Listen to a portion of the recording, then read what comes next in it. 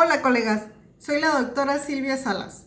El día de hoy les tenemos una entrevista con la doctora María Fernández Rodríguez, directamente desde Granada, España. Ella nos hablará sobre lo que es farmacia comunitaria y el abordaje que han tenido con los pacientes de COVID. Adelante, doctora María Fernández. Hola compañeros, me llamo María Fernández, soy licenciada en farmacia, doctora en medicina clínica y salud pública, máster en radiología, máster en antropología física y forense, experta en genética y genómica y experta en servicios profesionales farmacéuticos asistenciales. Pertenezco a Farmacia Bola de Oro en Granada, es una farmacia comunitaria. También al grupo de investigación en atención farmacéutica de la Universidad de Granada y a la Cátedra de Atención Farmacéutica María José Faudades. Bueno, antes que nada, lo que quería hacer es mostraros un poco lo que es una farmacia comunitaria en España. Pasad, por favor.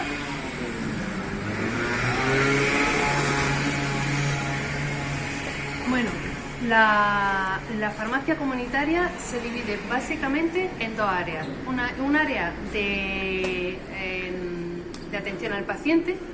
Esta zona es la zona más grande, normalmente está siempre llena de productos, son productos de parafarmacia.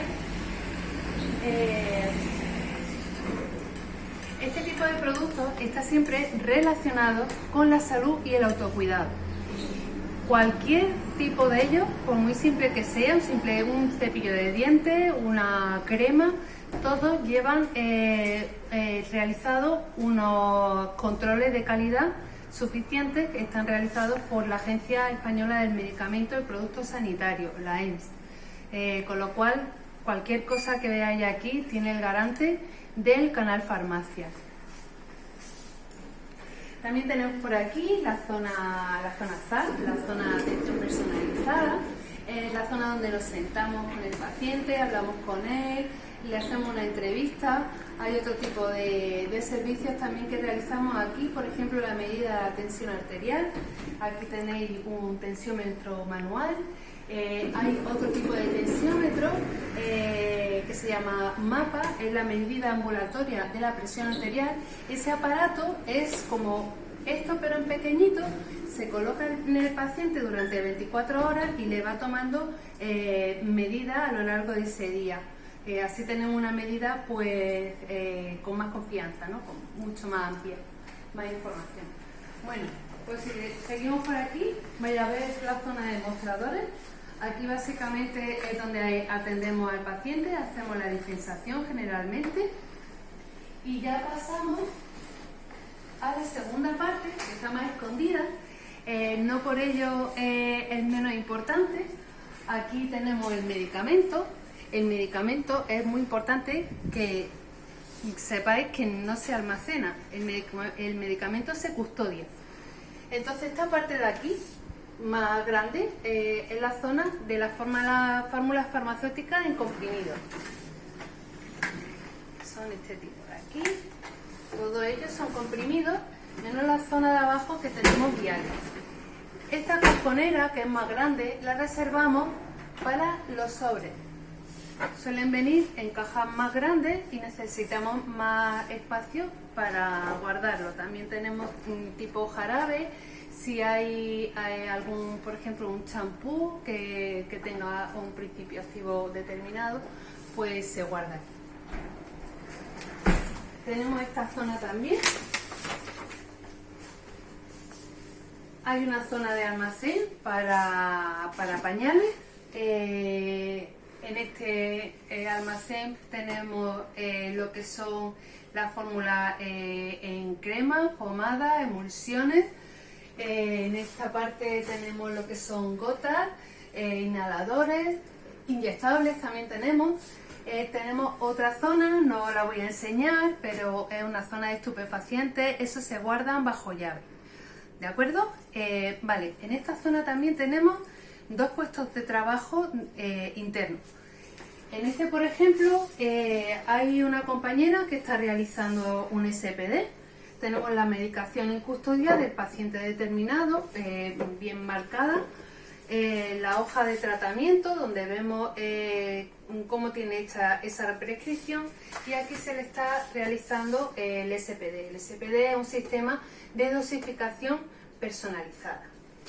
Bueno, si venimos por aquí, vemos que aquí tenemos la zona de frío para los medicamentos que necesitan almacenarse en frío.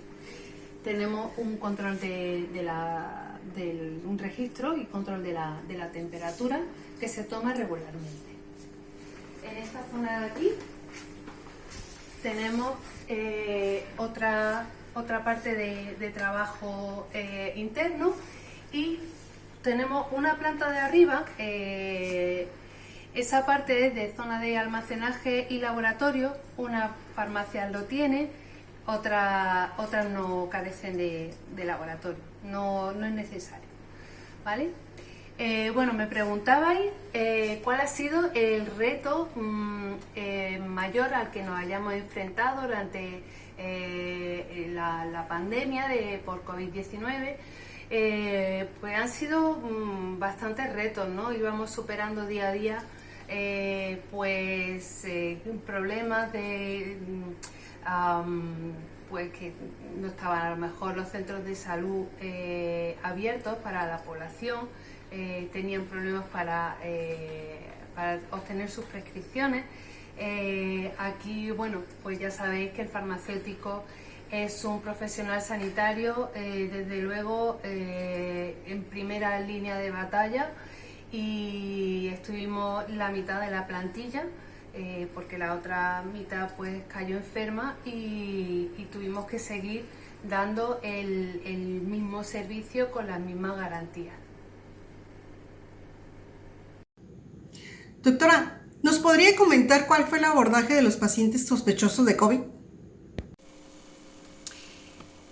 Para el paciente con COVID o el paciente sospechoso de padecerlo, se habilitó una serie de números de teléfono. Esta Salud Responde, que es un teléfono que se habilitó especialmente para ellos.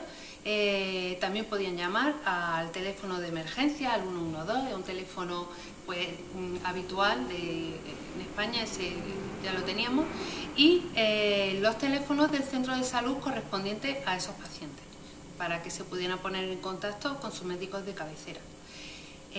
Aparte, estos pacientes que no podían salir de casa, que estaban confinados y necesitaban su medicación, y los pacientes de alto riesgo, por ejemplo, pues pacientes diabéticos o pacientes de un índice de masa corporal alto, que no podían salir tampoco de casa, pues podían llamar a la farmacia y solicitar el servicio de atención domiciliaria. Este servicio se habilitó especialmente para el estado de emergencia, no es un servicio que sea legal fuera de él. El paciente pedía su medicación, nosotros se la preparábamos aquí en la farmacia y se la llevábamos a casa. Lo hacíamos de forma que no tuviéramos contacto con el paciente, higienizados, con guantes, mascarilla, y se lo dejábamos en la puerta, y así hacíamos el reparto de sus medicamentos.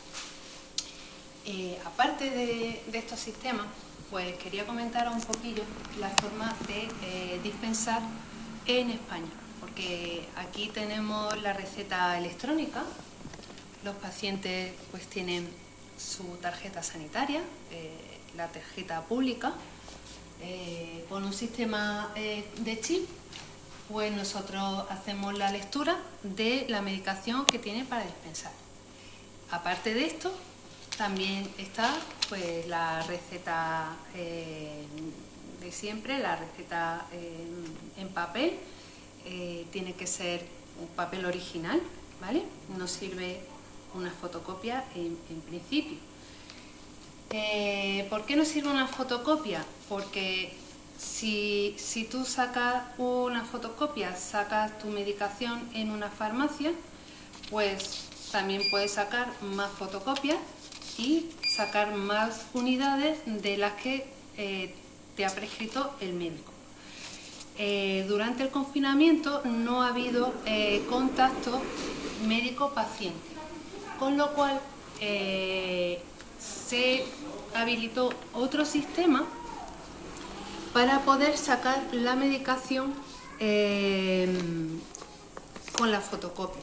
Entonces el lector pasa el código de barra de la fotocopia y le damos aquí a dispensar, y aquí queda marcado ya que esta fotocopia ha sido dispensada en esta farmacia, con lo cual si el paciente saca más fotocopias ya no podría sacar más medicación de la correspondiente. Asimismo, ¿nos puede comentar cómo fue el manejo con los pacientes vulnerables y que estaban susceptibles a contraer el SARS-CoV-2? Pues Silvia, los pacientes más vulnerables se les ha insistido mucho que se queden en casa, que nosotros los hemos atendido vía telefónica, mediante WhatsApp, le hemos mandado la medicación a casa, al igual que el paciente que ya está confirmado de que está enfermo de COVID o es sospechoso.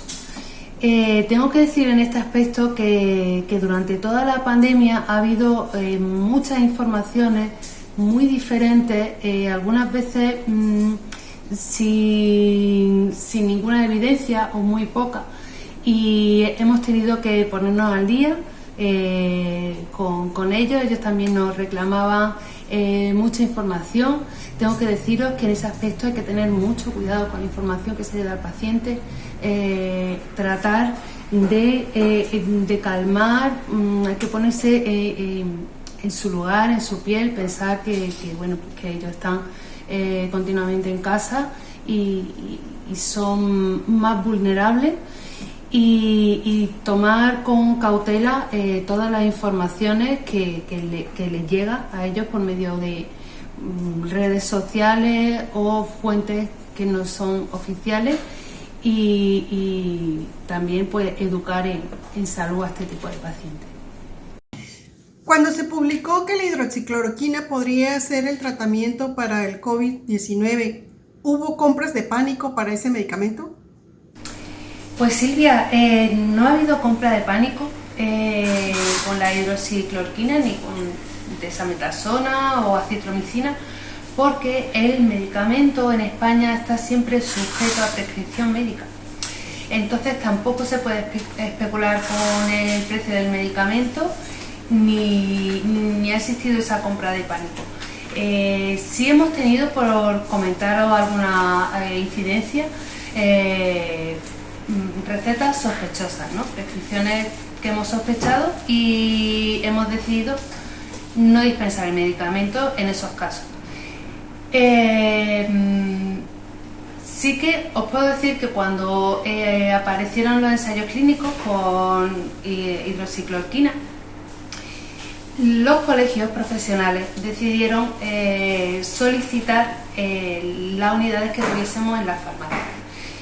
De modo que, bueno, pues se reguló más aún, si cabe, la dispensación de este medicamento. ¿Qué pasa con los pacientes que necesitan Dolquina? Pues se hace una solicitud al colegio farmacéutico, se justifica que esta persona necesitaba su tratamiento y sin ningún problema te enviaban el medicamento y se ha dispensado sin problema. No ha habido tampoco desabastecimiento. Aquí os puedo enseñar, bueno, pues la desametasona, la citromicina, ¿vale? Y en este sentido tampoco ha habido desabasto. Ahí en la farmacia comunitaria, ¿dieron ustedes algún tipo de consulta farmacéutica para los pacientes que tenían síntomas leves o moderados de COVID-19 y cómo lo hicieron? Durante todo el estado de alarma, aquí se ha atendido a todos los pacientes con relativa normalidad. O sea, lo hemos atendido síntomas menores, quizá en mayor medida porque los centros de salud estaban cerrados. Entonces acudían al profesional de la salud que más cerca tenía en ese momento, que era era el farmacéutico. Lo hemos atendido desde aquí durante el estado de alarma, desde la puerta, para que bueno, pues no se manipularan los productos, fuéramos nosotras las únicas que atendíamos y dispensábamos desde aquí sin que hubiera ninguna otra manipulación. Aparte, bueno, pues os puedo decir que hemos usado todo tipo de comunicaciones a través de redes sociales, consulta telefónica siempre, por vía WhatsApp para pedidos también, como he comentado antes, vía domiciliaria, pues esos pedidos se hacían o bien por teléfono o bien por WhatsApp. Otra forma de comunicarnos ha sido a través de infografías. Si veis aquí todavía mantenemos algunas, como por ejemplo pues explicar brevemente el tema de las mascarillas a los pacientes para que sepan cuál es la más adecuada para ellos. Otros tipos de infografías vienen a través de nuestras fuentes oficiales, del Consejo General de Farmacéuticos, de los colegios o del CIN, del Centro de Información al Medicamento. Y bueno, las tenemos por aquí para que sean visibles.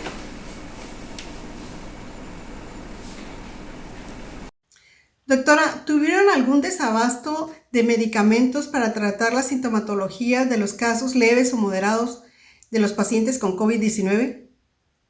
No, no ha existido desabasto para el tratamiento de sintomatología menor en caso de COVID-19. Bueno, lo que podíamos dispensar era paracetamol. Lo que sí hicimos pues, fue hacer un pedido más grande de lo normal para tener aquí unidades suficientes. Y os puedo decir que bueno, el paracetamol de 1 gramo no se puede dispensar libremente en España, salvo en ese estado de alarma que sí tuvimos la oportunidad de dar sin receta médica. Tampoco nos ha faltado Nolotil, así que no hemos tenido desabasto en ese sentido en España. Lo que sí hemos tenido desabastecimiento ha sido en el tema de las mascarillas. Nos ha faltado esa previsión, han ido llegando poco a poco. Ahora mismo no tenemos ningún tipo de problema en ningún EPI. ¿Y se incrementó el costo de estos medicamentos? El medicamento en España está completamente regulado, no es posible una especulación de su precio ni ahora ni en ninguna otra circunstancia. Este punto es importantísimo porque en la farmacia no solo tenemos medicamentos, tenemos también productos sanitarios que no tienen regulado ese precio y ahí sí es que os puedo decir que ha habido bastante especulación. De hecho, pues bueno, cuando han faltado, pues digamos, gel hidroalcohólico o mascarilla, pues sí que hubo un momento en el que algunos proveedores nos han ofrecido productos con un precio desorbitado que aquí hemos decidido no comprar y esperar a un precio más asequible para los pacientes. El tema de las mascarillas, el gobierno llegó a regular ese precio. Todos los demás productos, pues su precio ha ido normalizándose conforme han pasado las fases del estado de alarma en España. Doctora, ¿se incrementó la compra de medicamentos OTC y en qué porcentaje más o menos? Sí se aumentó la compra de OTC durante el estado de alerta, sobre todo bueno, en esa fase en las que teníamos que quedarnos en casa. Permanecieron abiertos lo que son supermercados y farmacias aquí en España, con lo cual pues la gente algunas veces por darse una vuelta pues venía a por algo a la farmacia y si notamos un fuerte incremento. Podríamos, si hay que decir un número, pues yo creo que podríamos aproximarlo en torno al 150%. Doctora, ahí en la farmacia comunitaria, ¿ustedes realizaron pruebas rápidas para COVID-19? Pues Silvia, la verdad es que no hemos realizado ningún test en la farmacia comunitaria. Sí que nos ofrecimos a través del Consejo General de Colegios Oficiales de Farmacéuticos que, bueno, pues en el momento de hacer los test a la población, las farmacias comunitarias son los establecimientos en salud más cercanos a toda la población española. Abarcamos el 99,99% de la población y somos un establecimiento apto para hacer ese tipo de pruebas. La verdad es que finalmente se decidió no hacerlo por esta vía, pero no descartamos en ningún momento pues poder realizarlo desde las farmacias. Ya para finalizar, nos gustaría saber qué recomendaciones le daría a los farmacéuticos comunitarios para cuidar su salud durante su jornada laboral. Chicos, pues mis recomendaciones: protegerse, lo primero, protegerse físicamente, mascarilla. También teníamos este tipo de pantallas de protección facial. Guantes, sí que es verdad que los guantes no son tan necesarios, pero como hay que lavarse constantemente las manos, pues con el gel hidroalcohólico que reseca mucho la piel, pues es preferible usarlo a la hora de dispensar. Y solicitar a nuestros pacientes que mantengan la distancia de seguridad, no solo entre ellos mismos, sino también con el personal que les está atendiendo. Aparte, en los mostradores se han colocado unas pantallas de metacrilato para separar un poco al farmacéutico del paciente. Y entre los pacientes se ha hecho una separación, una columna de separación para cuando se hagan colas de pacientes, pues estén separados entre ellos. Otro aspecto muy importante es nuestra salud mental. Hay que cuidarse muchísimo, hay que estar fuertes. Vienen situaciones difíciles que hay que tener manejo y empatía con el paciente, y para eso nosotros también tenemos que reforzarnos y hay que cuidarlos a ellos también. Durante el confinamiento, pues el tema de la violencia de género pues también se ha disparado un poquito. En España hemos tenido una campaña, se llamaba Mascarilla 19, solicitábamos a aquellas mujeres que estuvieran pasando un mal momento en casa, pues que viniera y con la contraseña de solicitar una mascarilla 19, nosotros le tomábamos los datos para pedirla y llamábamos inmediatamente a la policía. Ha sido un placer, gracias Silvia, gracias OFIL México, saludos compañeros y mucho ánimo. A nombre de la OFIL, agradecemos a la doctora Fernández su tiempo y por compartir con nosotros sus experiencias. Y a ustedes, gracias por su atención.